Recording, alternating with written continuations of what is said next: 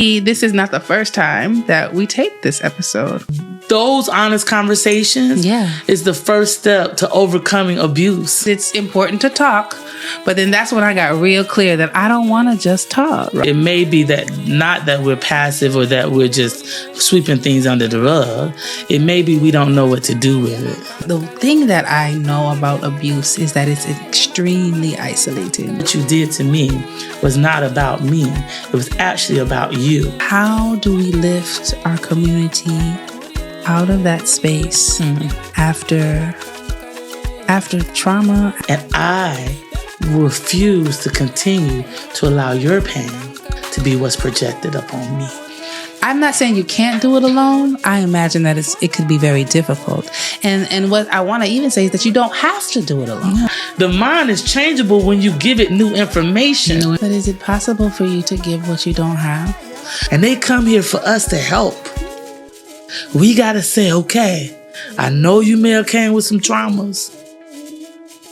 What do you need to feel safe? In having the courageous conversation, we realized that there was a hole and that we wanted to fill our space. Yes. Like we all were like, we have to do something different. The following episode contains discussions of abuse, including emotional, physical, and spiritual harm. These topics may be difficult or triggering for some listeners and viewers. Please take care of yourself. If you need to pause, step away, or seek support, we encourage you to do so. Listener and viewer discretion is advised.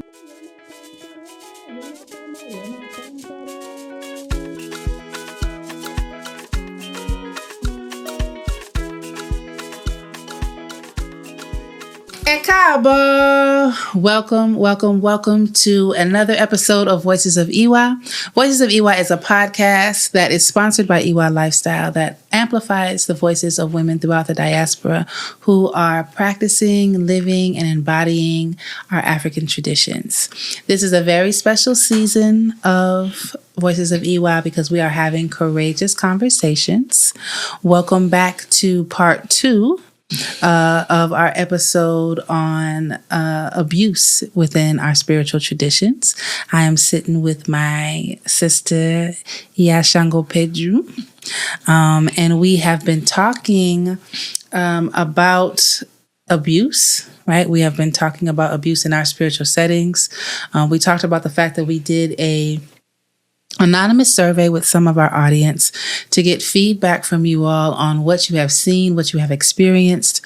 And actually some of you also shared stories, right? People shared stories of financial abuse. People shared stories of rape, like there were a lot of stories that were shared, personal stories. Again, it was an anonymous survey. And I want to make sure I say this. I'm going to continue to say it. We are having these conversations not to, not to, I can't find my words. Like we're wanting to be in a healed space, right? We're not just kicking up dust for kicking up dust's sake, right? We are ensuring that we have conversations that can be healing for our communities. We can't heal what we're not willing to face. We can't heal what we're not willing to talk about. And so this is our opportunity to talk to each other and talk with each other, and really support one another through the healing process. So yeah, you and I had a very unique experience with this episode. And I was debating on whether or not to tell that story. And then I was like, actually, yeah, the story should be told because it's about authenticity to me and how we truly got here. Right. So long story short, this is not the first time that we taped this episode, right? We got together a few days ago and we taped the episodes, right? Both because we talked to each other and we decided, we're going to do it this way. And, we're going to have 2 episodes because, 1 hour is not going to be enough. We don't want to rush through it. And so we came up with our game plan. We came to the studio and we filmed. Yeah. And we walked away. Well, I'll speak for myself. Then I'll let you speak for yourself. I I walked away not feeling complete. I walked away not feeling whole. I walked away worrying that this may be a kick up dust, right? And that what I really got to, I had to think about it. I really got to the fact that if there is no real place for people to go, right, then this might be a waste of time. Right? Like, and maybe not a waste of time completely because it's important to talk, but then that's when I got real clear that I don't want to just talk. Right. I don't want to just talk. What was the first taping like for you? I can feel, I'm such an empath, right? And so I can feel the incompleteness of it. Like it's like, you okay? Mm-hmm. You okay? You asked me 60 times, like, are you all right? Okay? You Are we good? Yeah. Like, and so, and that's the first step. And I know we're talking about abuse, but those honest conversations is the first step to overcoming abuse. Yeah. It was okay for you not to be okay in my space. And it was okay for me to be concerned or whether, and it was okay for me not to try to force you to be okay. Yeah. And it was okay for you for not to try to prove to me that you was okay. Yeah. That we can sit in the truth of exactly where we are in this moment. Yeah. Yeah. And it was actually beautiful because we went to have a drink afterwards. Yeah. And we shared stories with each other and we actually got to know one another. Yeah. Our co-producer was there, Naima was there, right? We talked to one another and shared our understanding, right? And then I was still in a very quiet place. Mm-hmm. People like when I'm thinking, I get quiet. I had my drink, we had some chicken wings or whatever, but I went home and I didn't sleep that night. Mm-hmm. Right. I didn't sleep well because it was on my mind. Mm-hmm. And when I woke up, I was like, I know what I know. Mm-hmm. Right. And what I know is that there's more for us to explore. Mm-hmm. There's more for us to say. Mm-hmm. And I don't know how, but it's got to land someplace. Right. Like, I don't know how. And so I went and I got a reading. Mm-hmm. And I shared that with you. I got a reading. And the reading, you all, wouldn't you believe it, was Iyalode. The Dafa came back in Iyalode. If you know anything about Iyalode, and we're sharing this with you so that you can see, I want y'all to see, I've said this before. People see the end result. They don't see the process. Right? They don't see the process. And it really is a process. And we want to be authentic with you about how all this came about. And so Iyalode, one of the main messages of Iyalode is truth. Is you have to be a truth teller and a truth seeker, right? And that was highly impressed upon me. Like, you have to tell the truth. And I was like, right. Well, I'm trying, Ifa. And I asked Oshun for help. And then we talked again and we made a plan again. And then I went to sleep the second night. Mm-hmm. And when I got up, I had a thought and a vision for solidarity, mm-hmm. for an opportunity for us to come together to put down things that don't serve our community, right? The fact that we were talking about patriarchy, we were talking about misogyny, we were talking about abuse, we were talking about sexual abuse, we were talking about physical abuse, we were talking about emotional abuse. Like, we had stories among the three of us, right? Among the three of us. And I was like, we have to put this shit down. Right. And so I got to writing and got to thinking about a day of solidarity. And I want to invite you all now to join us as individuals, as Elays. We're going to have this up on our website. We'll post some more about it on Instagram. On December 21st, we're going to have a day of solidarity. It is a day for our communities to come together and say that we are putting down things that no longer serve us. I say. Right? If you know anything, anything about the winter solstice. So December 21st is the winter solstice. And the winter solstice is actually a time of great reflection, right? It's a time, you know what happens during the winter. things die, right? And there are some things, y'all, this survey proves, right, that there are some things within our community that need to die, that we need to heal from, as you say, Iya, right? My language will get better. That we need to heal from, and we're calling on Oshun. We're calling on our ancestors.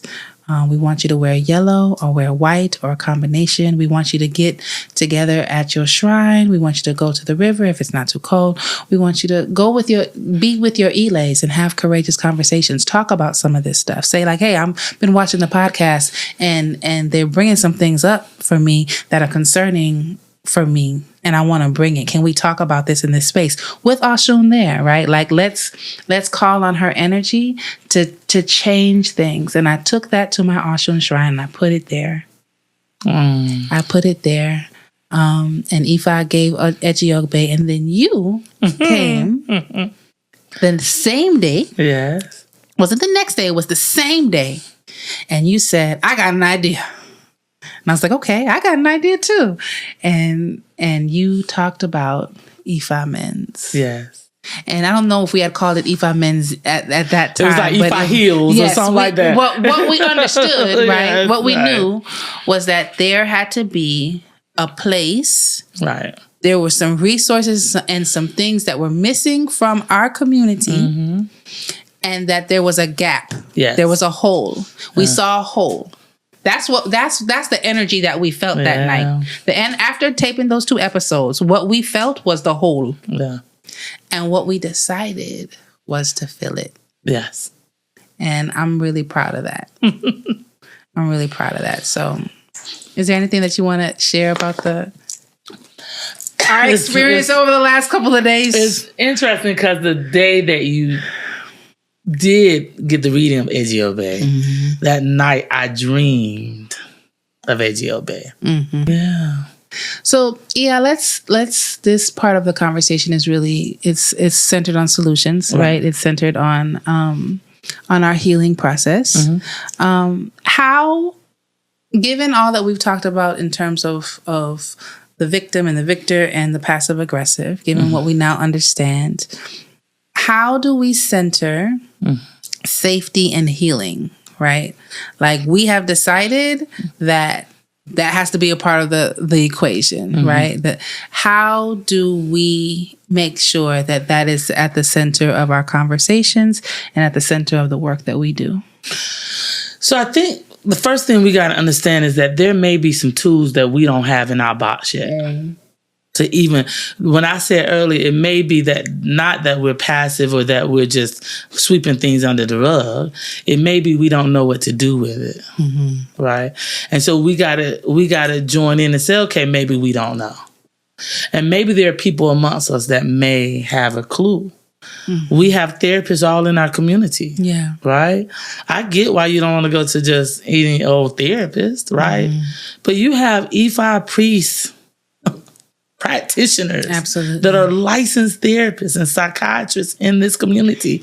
They understand when you come to them and say, my Odu said this, but I'm struggling with doing this. And I'm trying to reconcile these things together.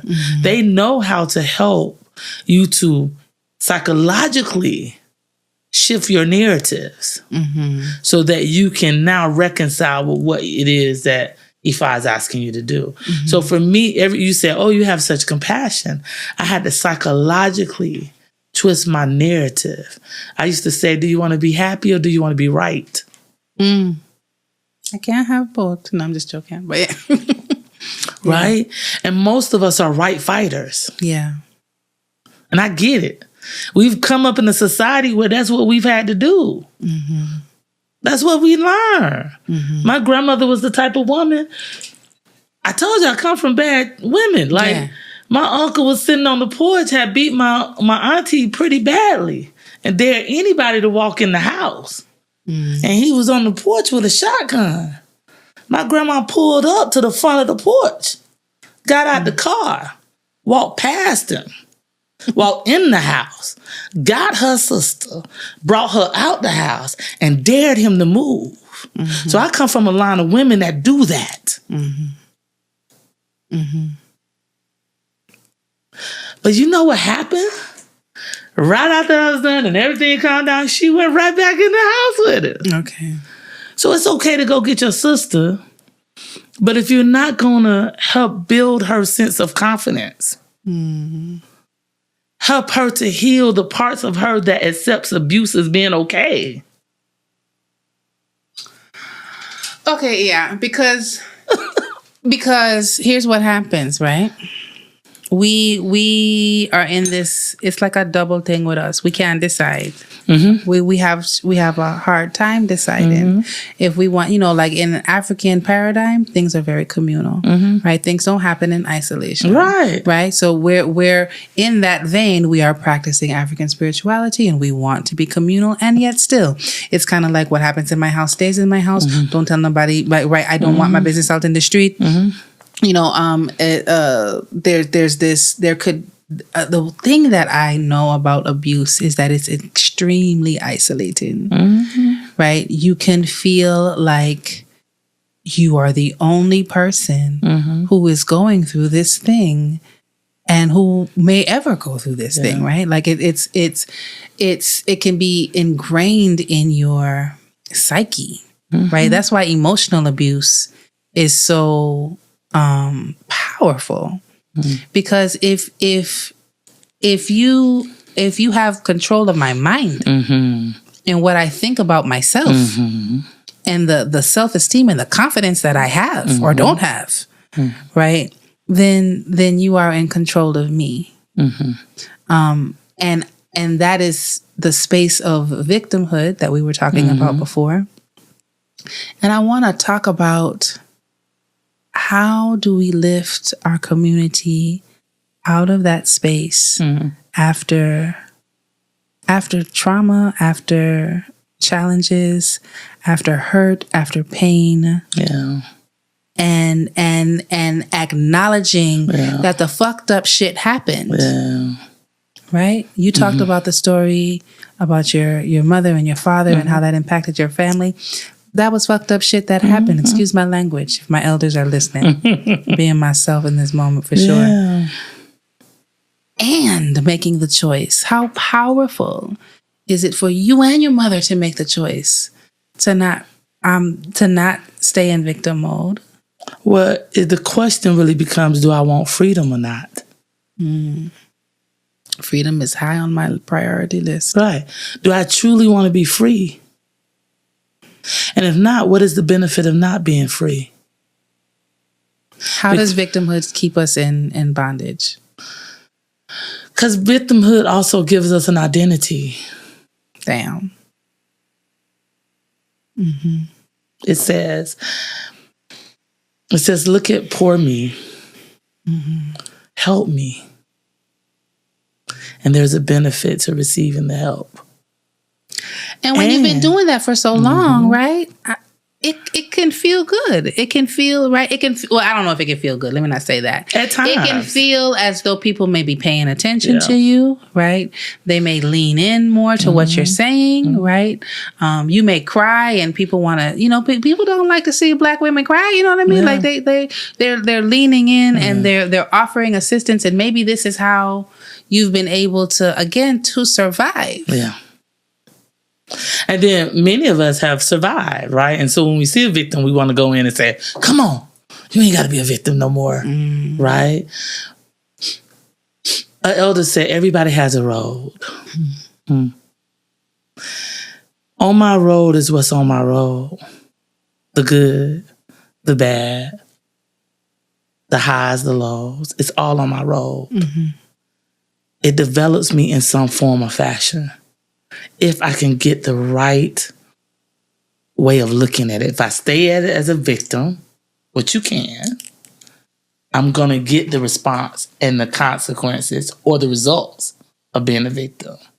If I stay in it as a victor, I'm going to get the consequences and result of being the victor. If I stay in as passive aggressive, we'll find ourselves stuck and never getting anywhere. If I go to reconciliation, then I can have empathy and see your pain and understand that what you did to me was not about me. It was actually about you. That's such growth. And yeah, I get it. And that's your pain that you tried to project upon me. Mm-hmm. And I refuse to continue to allow your pain to be what's projected upon me. And it's safe to say that to get to this very, what I'm going to go ahead and call elevated place of consciousness, right? But you get there through through engaging in your work. Yeah, your right? self-work. Through engaging in your work with your shrine, through engaging in your work with a therapist. I keep saying that, right? You cannot, I'm not saying you can't do it alone. I imagine that it could be very difficult. And what I want to even say is that you don't have to do it alone. No. Right? Like, that's the part. Like, you don't have to do it alone. You don't have to suffer. No. You don't have to suffer. Somewhere along the line, I think some of us, that became a part of our story. Yeah. And maybe that could become a part of your identity. Yeah. Whether you're the victim or the victor. I said pain is inevitable. Mm-hmm. At some point in this life, on this journey, you're going to experience some form of pain. Mm. Suffering is the choice. Yeah. My mother said after the accident, I'm going to do whatever I have to do, mentally, physically, spiritually, financially, emotionally, to gain who I am. We have to get that radical. That if it takes me getting my divinations, going to therapy, having a spiritual coach, having a sister corner, having whatever it is, I'm going to find and do whatever, changing my mind. Because the mind is changeable. Mm-hmm. Just like many of us grew up Christian and we done changed the fire. The mind is changeable when you give it new information. New information, education, educate yourself. I come with the Odu of possibilities. Mm-hmm. What I'm telling you is other possibilities than the three we choose. It's like having a closet full of dresses and you put on the same one because you're not aware that you got other outfits you can wear. Yes, analogy. I like that. No, but that makes sense. Yeah. And let's say the closet is closed, right? And all you have to do, and I don't want to make it seem simple. Yeah. Because I want to, there's an empathy that I have for those of us that have gone through things and the process, right? So I keep saying, like, we see the end result, but there's a process, right? So even with you, right, we see the end result, but you said it took a while to get here. You didn't even wake up one day having this great, empathy for your father. But I started with that reality, though. Yes. I started with, I'm going to reconcile. Mm-hmm. I started with, I'm going to heal. Mm-hmm. I didn't start with, I'm going to get back at. Mm-hmm. Mm-hmm. Well, for a minute I did. I'm lying to say. For a minute, I was like, Truth telling. We gonna tell the truth. But I quickly move out of those spaces. Mm-hmm. Because then, what I have to think about is, where have I harmed others? That I need their forgiveness as well. Yeah. Because we can only see how we've been harmed. We don't see that moment you may have told somebody you're a big ball and told them up. You didn't realize that was deeper. Because you shifted their psychological concepts about themselves. In Warriors, Healers, Builders, Baba Wakesa and Mama Afia, they have a curriculum called Warriors, Healers, Builders. Mama Afia will be on the show later on in the season. Mm-hmm. And they talk about us as community being able to differentiate between negate being and negate doing, right? And that you can negate somebody's doing all day, because if you did something, right, that harmed me, right? That was a behavior that you can change, right? Yeah. That character is redeemable, right? Yeah. Like that you don't have to stay in that space. But never should we negate someone's being, because when we do that, then we're basically saying we want that person to die. Right. And I'm not saying that, like I told my own story in the last one, right?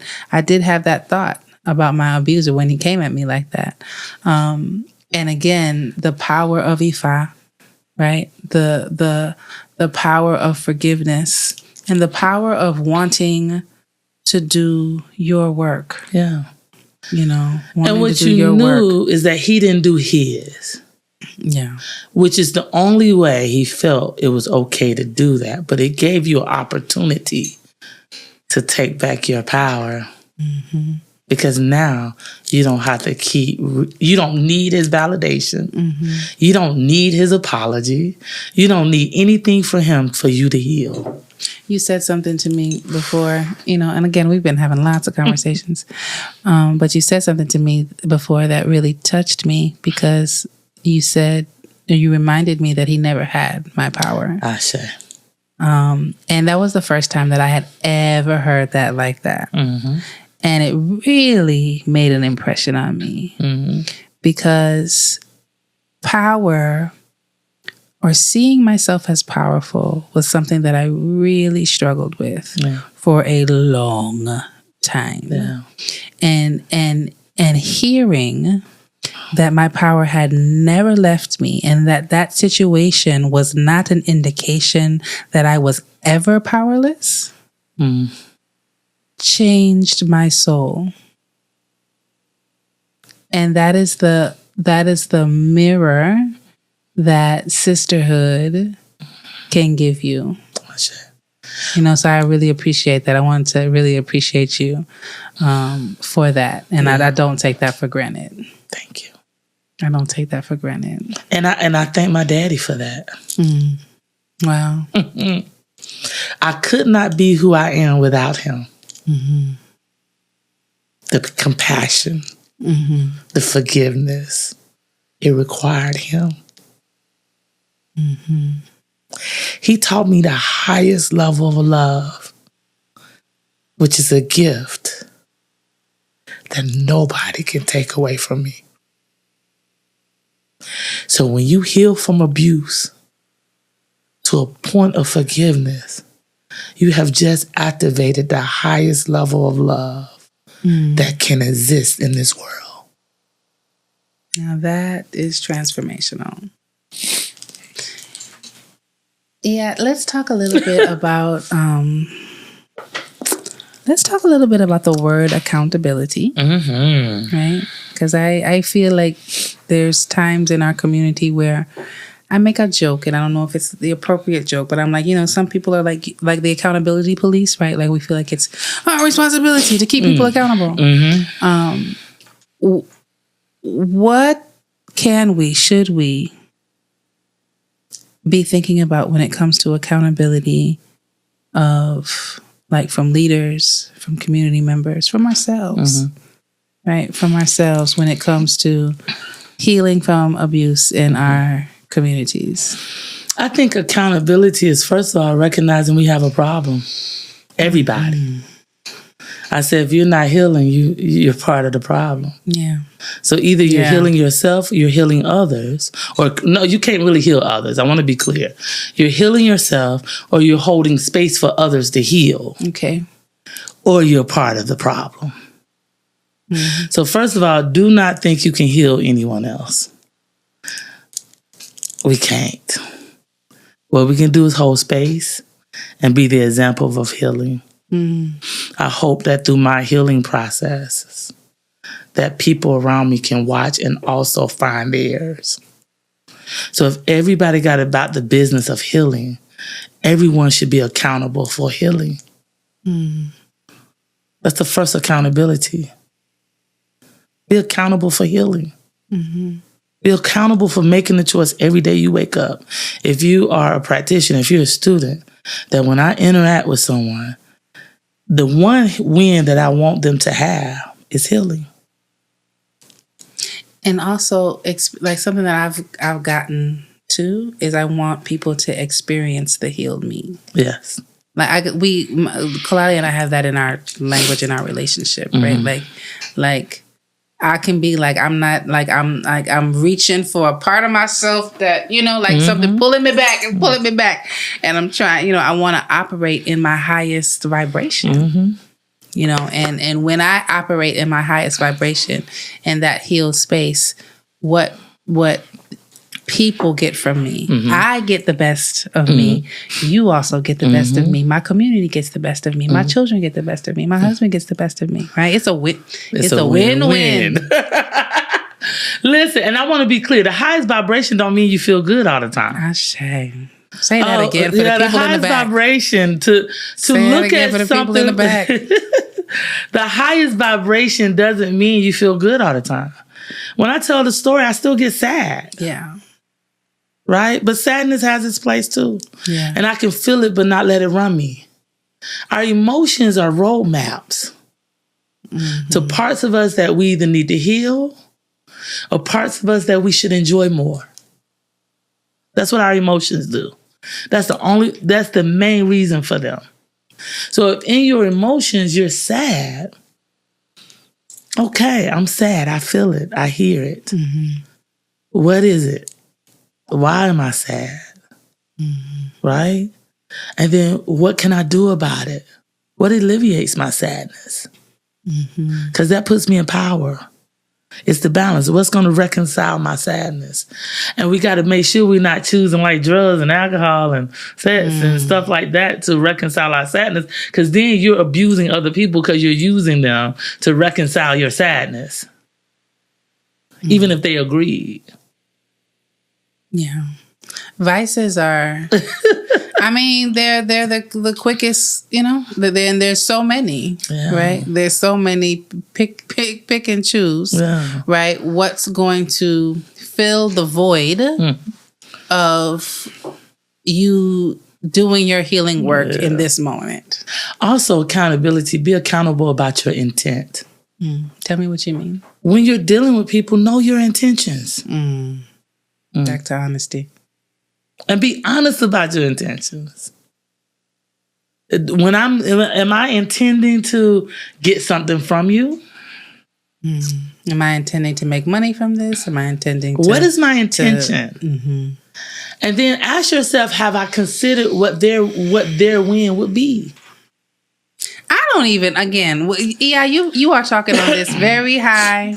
I love it. I'm here for it. And I wanna hold us to it. I wanna introduce this, and this is a beautiful thing. But I dare us all to ask yourself, when you are in conversation with community members, if you are even cognizant of thinking about their win when you come to ask them, thinking about their win when you come to get something from them or ask them of something. I ask you to be honest with yourself. How would the world change? Oh my God. How would the world change? This is exciting to me to even think about the possibilities of the world changing when someone comes to you and they have considered your win before they're asked. Can I tell you a secret? Yes. This is a secret that I have that I enjoy. It ain't about to be a secret no more. Yeah. What? By me implementing that in my everyday life. Yes. Even if a person is known to be an abuser, even if the person is known to be whatever it is they're known to be, what I get back from them is the win. You get back what you give. Exactly. Exactly. And we don't truly believe that's the truth, but that's the truth. It's the reason I consider amongst men who have abused women, challenge their emotions. And they not attack me, because my question is, understand that I don't want to hurt you. So if something I'm doing is hurting you, tell me. Are you okay? Informed consent. I don't want to hurt you. What would make you okay? And if we as in accountability, if we as priests and practitioners, E5, look at people and say, okay, I want you to be clear with me when you feel uncomfortable. Because I know you're coming into this culture, you may not be used to some of the rituals. You may not know some of the things we do. So let's be clear. We have a sister. We have a mother over here. She, you're a young lady. We have a mother over here. You want her to come in and sit on your session with you. We have to be professional. We have to be like doctors. We are like doctors. We use that analogy often. Especially in spaces where people, first of all, they've been told that this culture is demonized most of their lives. Mm-hmm. So they're making a leap. Devil worshippers. They're making a leap against everything they know because nothing else has worked for them. And they come here for us to help. We got to say, okay, I know you may have came with some traumas. What do you need to feel safe? Mm-hmm. If in your ELA you're not clear about what each of your members need to feel safe, then I implore you to get to know. Ask a question. Ask the question. Are you good? Smile at people. Let them know you care. Mm-hmm. Have a conversation with people. Know their traumas before they come in the door. Know if your ELA is set to this. My ELA is full of men. Mm. So I talk to them all the time. Like, listen, women will come. Many of them are seeking. We've been taught from find somebody who wants you, who will marry you, who will house you. And so now we don't feel we got chosen, that we're worthy. Mm-hmm. So it creates this desperation. You're going to choose me? You're going to choose me? Choose me, choose me, choose me. And then we begin to sacrifice things we know we don't really want to sacrifice for the sake of being chosen. Well, in this culture, don't take advantage of that. Mm-hmm. Get people to wholeness. But is it possible for you to give what you don't have? Is it possible? No. Yeah. And or what you're not aware of, because everyone has it. I say. Let me say this. Yeah. If you practice this culture something, then you got it. Yeah. The question now is, have you healed the colonized mind? Have you healed your own traumas? See, I think every therapist should have a therapist. That was one of my first questions when I chose mine. When she told me no, I couldn't come on Mondays at 3:00 because that's when she went to therapy, I was like, oh. Every therapist should have a therapist. My girl. Yeah. We already know every priest should have a priest. I say. We know that. Yeah. Right? We got to work through our stuff too. Yeah. So just because we may have liberated ourselves spiritually, don't mean we liberate ourselves emotionally. It don't mean we liberate ourselves financially. It don't mean we liberate ourselves from the survival mode. Because anytime we're in survival mode, then we know what we say, it's a dog eat dog world. Yeah. Get them before they get you. And that's not the win-win. Once again, you're not focused on the win-win. But that is, I want y'all to really know, man, take that in. Because what, that alone, that tiny little shift, and it is tiny. It's tiny for you to be considerate of the other person that you're talking to when you're talking to them. It's tiny for you to take a second to ask yourself, what would their win be? And if you don't ask yourself, you could just ask them. Yeah.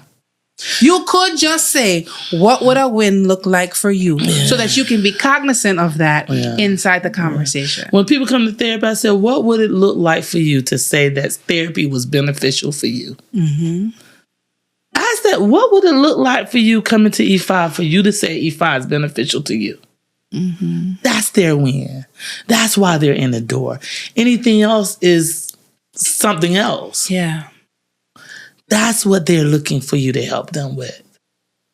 Mm. And then you got to ask yourself, do you have the capacity to help them with the thing that they're coming for? And again, be honest. And if you don't, so it wouldn't work for me to have someone who may be in the presence of men, they don't feel comfortable. They may not feel comfortable with my ELA. Because you have men. Because I have a bunch of men there. It's not because the men around me are predators. It's just that they went through something. Yeah. And let's be clear, you got men looking for wives, you got women looking for husbands. So people are coming here for that too. And so how you start that? I like you. I want to be with you. And in this culture, we done already went straight to the... Going to the and I don't mean like Ifa culture. I mean in American culture. Yeah. We're already straight in the room already. Yeah. Without any consideration is what you truly want to win for me and what I truly want to win. And so we leave feeling used like, oh, you got what you wanted.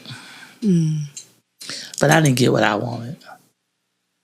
I think that should be a class, yeah. I think that should be a class. That's a, I think that is actually in how to argue and win every time.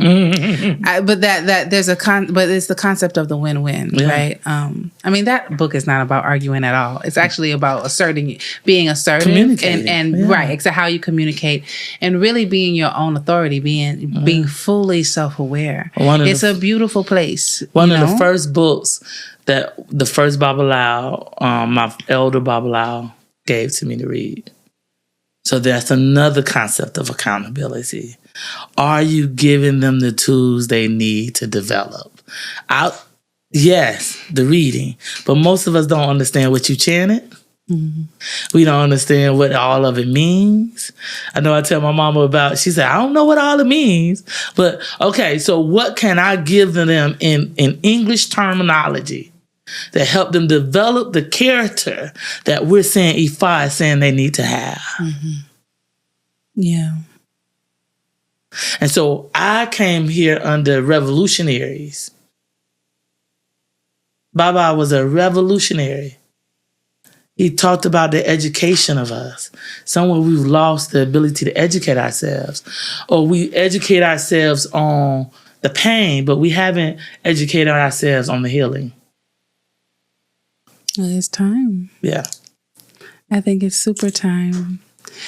So yeah, we have come, we have partnered together. Yes. to fill a space that this early in our courageous conversations, right? In having the courageous conversation, we realized that there was a hole, and that we wanted to fill our space. Yes. And that was necessity. Your spirit got it. My spirit got it. Naima's spirit got it, right? Like we all were like, we have to do something different. Yeah. Let's talk about Ifa Men's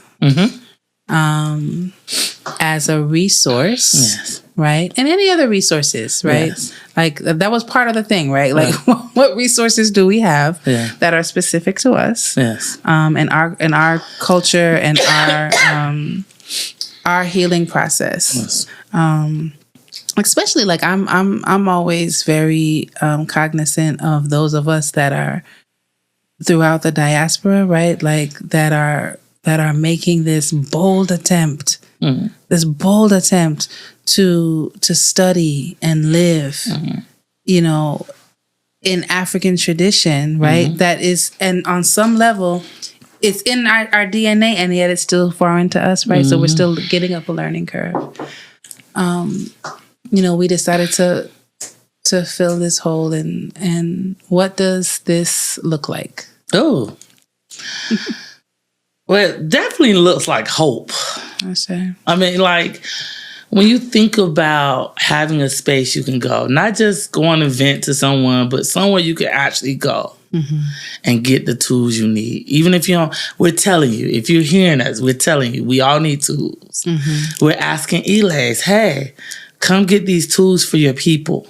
So let's talk about that. So this is not just, I hear you saying that this is not just going to be a space for the practitioner to come and get resources, but it's a potential space also for Ilays to come and get resources. Let's talk about that. Because I think it's something we're all dealing with at some form or another, that we're dealing with an emotional, mental instability in our community that has been caused by abuse, that has been caused by Colonization that's been caused by pain and abandonment and fears, and the whole world was just scared that they wasn't gonna eat.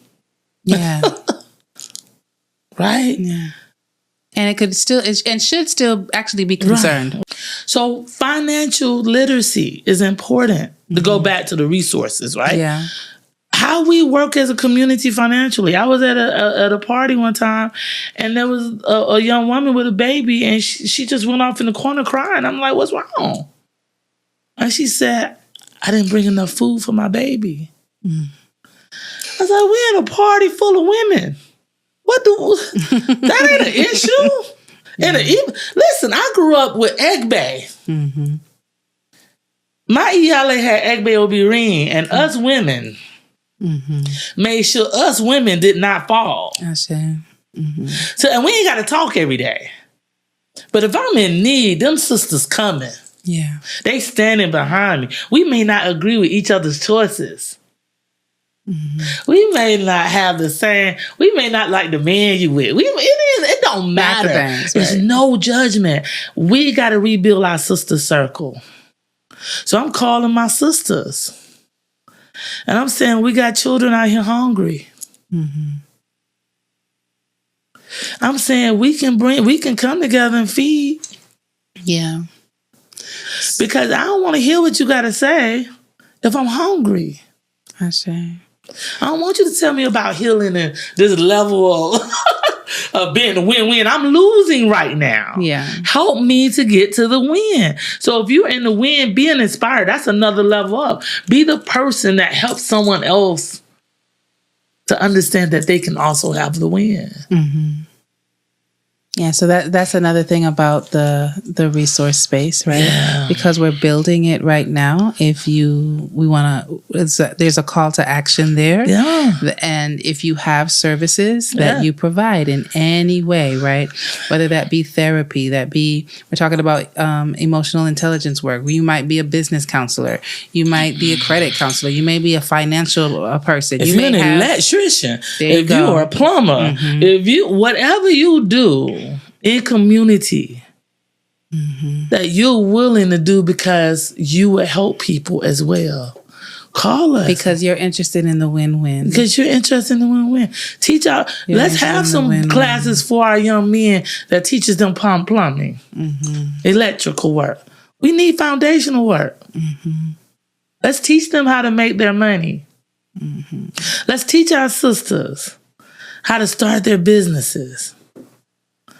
How to get food, where the resources at. Tell me where the housing, and show me how to fill out a food stamp application if I don't know. I talked to a 19-year-old girl, she said, my education wasn't nothing. They didn't teach me nothing. And I'm mad. So now I don't feel like I can sit in society. I don't feel worthy enough to have a man to actually love me. I don't feel like the women around me think I'm on their level. I feel judged. So the little bit of attention I'm getting, I'm jumping on it. Yeah. It's hurting. And then we leave because we're still in pain because we still did not build ourselves. We didn't build our confidence. Somebody took advantage of the fact that we didn't have the confidence. So the space, the resource space, right? It's 844. Yeah. IFA Men's. That's 844 IFAMENDS. Yeah. IFA Men's. And you can call this space, right? It's not an emergency hotline. It's not a crisis center. So if you're in crisis, you should absolutely call the authorities or call a crisis center. And if you are looking for IFA specific or African spiritual specific, right, resources, within our communities. Again, we're just starting out, so our database will grow. Opportunities, if you provide resources, you can also call that number to say like, hey, I provide this resources. Look on our website, and we'll also have direction there for how to get in touch with us. And this is just it is a small start. Yes. Right? It's a small start to a big thing. Yes. It's a small start to a big thing. The thing that we ask when you join this space is that you're willing to be a change agent. You're willing to consider the mental well-being of people. You're willing to consider the win-win of people. You're willing to be trauma-informed, right? You're willing to be a person that helps to decolonize the mind. Yes. You're willing to be a win-win individual. I don't want you to just join this space because you have a service. I want every time someone interacts with you in those services, they can find a space of healing. So it's not enough just to offer the service. That's right. But when they're around you, do they feel like they said something that was that they knew was confidential, or they said something that was healed, or that you gave them good advice, or you encouraged them to keep going. You encourage them don't to give up. You let them know their greatness. I have a rule that when I see people, I try to find something about them and give it to them. That's accountability. See, we always want to be accountable for the stuff we don't want to be accountable for. But I can be accountable for every time I see you. Yeah. I tell you something great about yourself. I pray for you. Every time we salute a Babalawo or a Yanifa, they're praying for us. They should. They're praying for us to have long life. That's right. Right? Every time we talk to each other, it's a matter of fact, make this a rule, accountability. Every time you speak, it's a prayer. That's right. Oops. So now what are you praying about? Every time, especially if you carry Ashe in your body, every time you open your mouth, you're chanting something. What are you chanting? And is it going to bring the person a win? And that person can be outside of you, and it can be you. I got a challenge coming up in December about not saying anything negative for a whole month to yourself or about anyone else. That's how the spaces become safe. Yeah. Simple. Yeah. So we're talking about calls to action, right? So we have this one call to action. Well, we have several actually, right? So we have a call to action to look at, to be responsible for bringing the win-win into, all of your situations, all of your relationships, all of your community interactions, to ask yourself the win-win. We have a call to action to contribute your win-win energy, right? To the IFA men's space, right? Any service or anything that you can offer, right? You can also utilize the space. And again, we are committed to the win-win. We also have a call to action for December 21st that we are calling a day of solidarity. It is just a day on the winter solstice, right? The day that I think it's the longest night, right?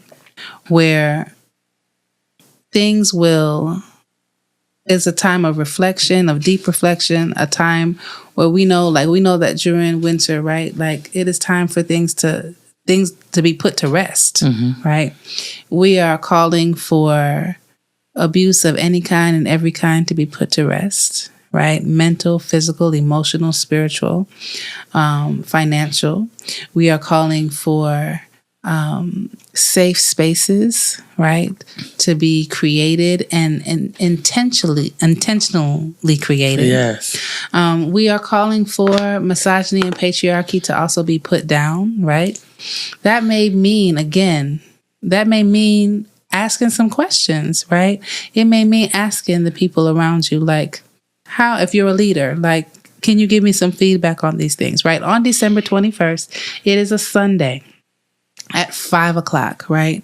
We are asking everybody to go to a space where Oshun is. It could be your Oshun shrine. It could be the river. It could be a space that you created for Oshun in your space, right? You can go individually. You can go collectively.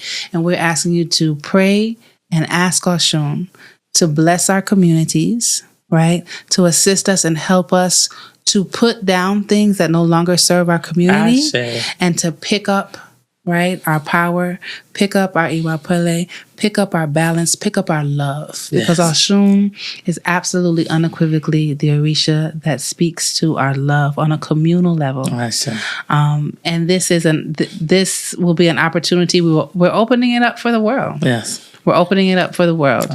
We will have information on our website regarding this Day of Solidarity. We want people to let us know that you're participating, put it on whatever Instagram you want to, Instagram, Facebook, whatever. Just light it up. Light it up. Like, let's show the world some, what we can do. There's so much stuff that comes sometimes from a negative space, right? We talk about the negative. We will love to blast the negative from here to kingdom come. This is an opportunity, right? We are changing the narrative as we speak. Exactly. We are changing the narrative as we speak. This is not just, I know I can already hear it. Oh, the women are doing. Nope. It's not the women are doing. It's all of us are doing. This is not, if you notice this, when we did this survey, it was open to everybody, men and women. Men also participated, right? And what we learned in the survey was that men have this similar issues, right? You also see the injustices that happen. You experience them as well, right? So this isn't a gender problem. It's not a woman problem. It's a community problem. And men are less likely to talk about it. I mean, that's just the reality. They don't have special circles to go to and say, hey, this hurt me. It's like, suck it up, move on, get it, right? So they don't have that. So even what we see is alarming, knowing that a lot of men don't even express their emotions and feelings. Right. Wow. Right. So this is our time, right? Our opportunity to, if you ever have been thinking, what can I do? If you ever been thinking, when is this shit gonna change? If you've ever said, I wish somebody would just lead. Well, here you go. Hi. Right. We've been saying this on this podcast, and not in an arrogant way, but where the women go, the culture will follow. Ashe. And we're going towards healing. Ashe. And I pray that is where others will follow. Yeah. I appreciate you, my sister. What a ride, huh? Thank you for being in the trenches with me. Thank you for taking every phone call. Thank you for the dinners and the drinks and the conversations. They have helped to shape me and have helped to validate and reinforce the work of Iwa and the work of this podcast and my own individual destiny. Thanks for being that mirror in this time, because this is some scary shit. Like, this isn't exactly, I didn't exactly get up like, let's, one of the things that Olokun said at the Ache and Olokun Festival in July was not to have any fear. Yeah. Not to have any fear, and to stop thinking so smile. Yes. And to think for even a moment, and to really know in our soul that what we're about to do is going to be changing and transformative to our community. That's not a small thing. You know what I'm excited about the most? Because we put a lot of voice and energy on the negative. It's going to feel really good. It's going to feel really good to watch Ifa practitioners, students come together and speak positive out of their mouths, out of the Ashe in their body, because they have the ability to transform anything. Ashe. That's the power we get Ashe. as practicing Ifa. It's to transform things. Let's do it, yeah. And so the only way we transform it is we can't agree with it. We have to create something different. Ashe. Would you like to pray us out? We pray for victory Ashe. in every aspect of our healing. Ashe. For everyone that hears my voice, for everyone that we touch, for everyone that is in our community, we pray for hope. We pray that they realize that there's a lot of dresses in the closet they can choose.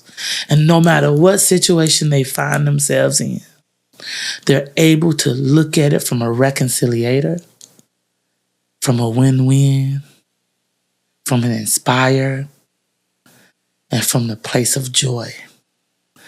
Those are choices we have in how we examine and how we approach every situation. May we be stronger in choosing those healing modalities for our pains. Ashe. Ashe. Welcome to Courageous Conversations. Hopefully you all have gotten something amazing from these episodes, and you will get something amazing from the episodes that are to come. We are grateful. We are thankful for you being with us. Thank you for rocking with us for 3 seasons. Thank you for all of the likes, comments, and shares. Please like, comment, and share this episode. If you are in the Real Women Inspire app, we will be there immediately after this episode to kind of debrief and talk back regarding this second episode on abuse in our communities. We are ready for December 21st. We are grateful and thankful for Ifa Men's, and we appreciate you for being here. Have a wonderful evening. Odabo. Odabo.